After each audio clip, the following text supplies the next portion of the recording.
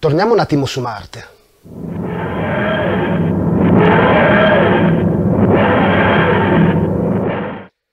Notizia apparsa un po' su tutte le testate un paio di settimane fa. Scusate. Notizia apparsa un po' su tutte le testate un paio di settimane fa. Su Marte c'è silenzio. Ma va? No, non è che non si sapesse. È che adesso, dopo aver analizzato degli audio registrati dal rover Perseverance, si è avuto conferma di quello che già si sapeva e sono emerse un paio di curiosità di cui vale la pena parlare. Parliamo quindi di suono, ma non di fononi e roba strana. Suono e la sua propagazione, e andiamo a vedere che cosa è emerso da queste registrazioni.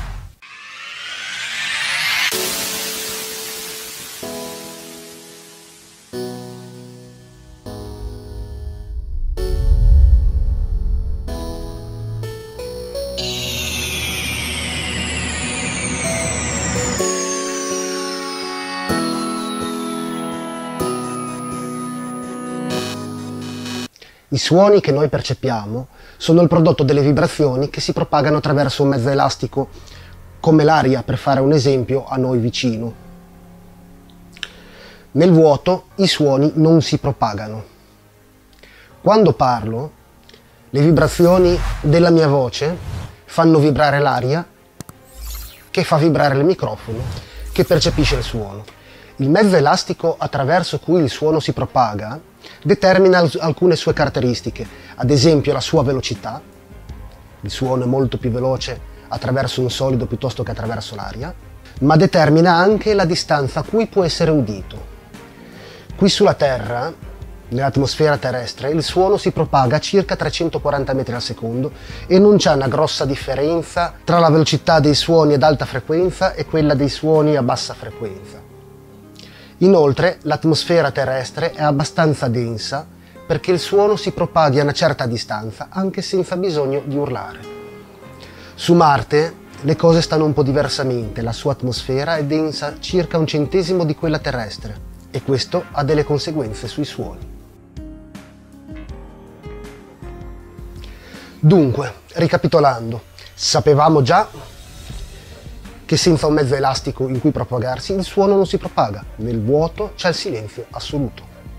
Sapevamo anche che cambiando il mezzo elastico che trasporta il suono, cambia la sua velocità e cambia la distanza a cui può essere percepito.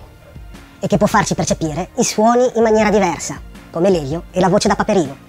L'atmosfera di Marte è molto rarefatta e composta principalmente di anidride carbonica e questo produce degli effetti particolari sul suono. Tanto per cominciare si propaga molto meno. Un suono che sulla Terra sarebbe udibile a 80 metri di distanza, su Marte arriva a 10 metri sì e no. Poi cambia anche la velocità con cui il suono si propaga. I suoni su Marte viaggiano a circa 250 metri al secondo, circa il 25% in meno che sulla Terra. Ed infine, su Marte c'è una sostanziale differenza nella velocità dei suoni acuti e di quelli gravi. Quindi, su Marte, se due persone si parlassero molto forte da una certa distanza, si noterebbe il dissincrono labiale come nei video doppiati male, oltre ovviamente a percepire più i toni bassi che quelli acuti. Ma beh, da Marte è tutto, linea alla Terra e alla prossima.